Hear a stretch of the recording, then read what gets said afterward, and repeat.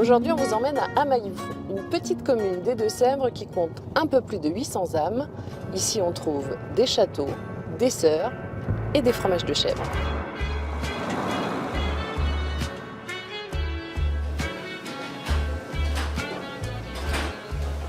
Vous en avez combien là? Vous avez un cheptel de combien?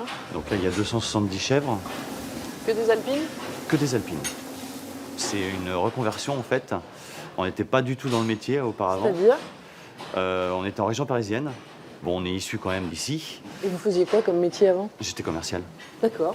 Moi, je m'occupe de la partie animale et la partie des terres. Et puis, mon associé s'occupe de tout ce qui est la partie fromagère, la commercialisation. Ah, t'es content là, hein? Voilà, la fromagerie, Ouais. voilà, donc construite en 2012.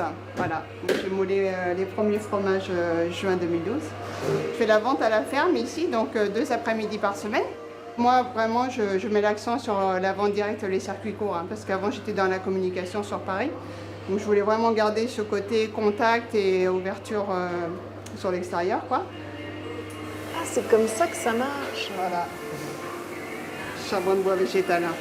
Les cendrées, alors il y en a qui le font au pistolet. Moi, voilà.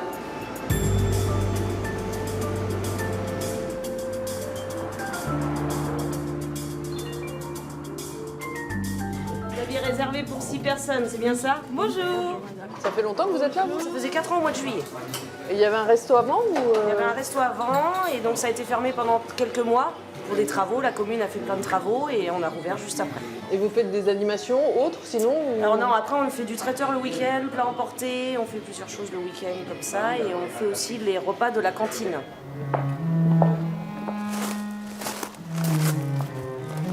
Ici, on est devant le prieuré Saint-Étienne. Ce prieuré, en fait, date du 9e siècle. Alors, c'est un bâtiment auquel les Amaliens sont très attachés. Même si nous n'en avons pas utilité en fait pour son intérieur, mais c'est surtout le cadre de ce lieu qui le rend un petit peu magique. J'ai fait le compte, je crois qu'on est à 95 arbres plantés depuis 2000. Donc ça veut dire que depuis 18 ans, il y a 94 enfants qui sont nés sur la... Qui ont accepté d'avoir un arbre. Donc Margot, elle est née en 2005. Voilà, et qui d'ailleurs a bien mis son petit M. Hein.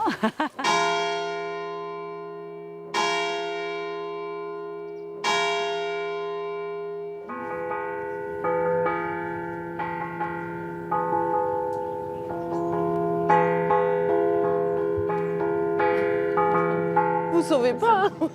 Je vous jure, ils mordent pas, hein. Ils sont gentils. Non, en fait, on fait un reportage sur Amailloux et on s'est dit, mais qui êtes-vous? Ça a été fondé pour des sœurs en fragilité physique ou mentale. Donc ce sont toutes des sœurs qu'on appelle un peu cabossées. Voilà, avec des sœurs très âgées, plus de 90 ans. Sœur Marie-Claire est la plus jeune. Elle travaille, elle m'accompagne. Il y a une petite unité de vie de 8 dames très âgées mais qui ne sont pas religieuses. Voilà, des dames qui n'ont pas les moyens d'aller dans une maison de retraite, entre guillemets, normale. Combien vous êtes à vivre ici? Ici, une douzaine. 12 sœurs, Et donc vos journées, elles se déroulent de quelle manière? avec des temps de prière, aider les personnes.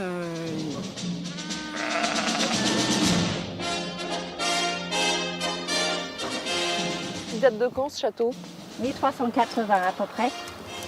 D'abord le donjon, ensuite des détours rondes, ensuite le logis 16e, et après un logis 17e dont il reste très peu de choses.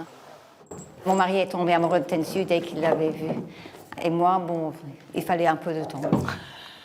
J'avais 4 enfants de bas âge, et donc ce n'était pas exactement ce qu'on attend quand on achète une nouvelle maison.